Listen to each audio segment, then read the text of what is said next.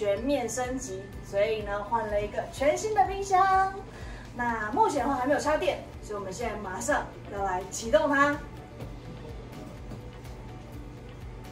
哦哇！恭喜我们正式启用了全新的冰箱。那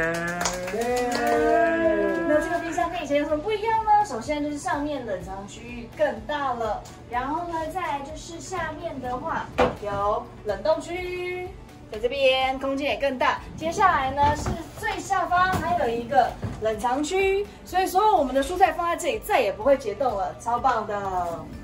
欢迎大家就来使用，耶！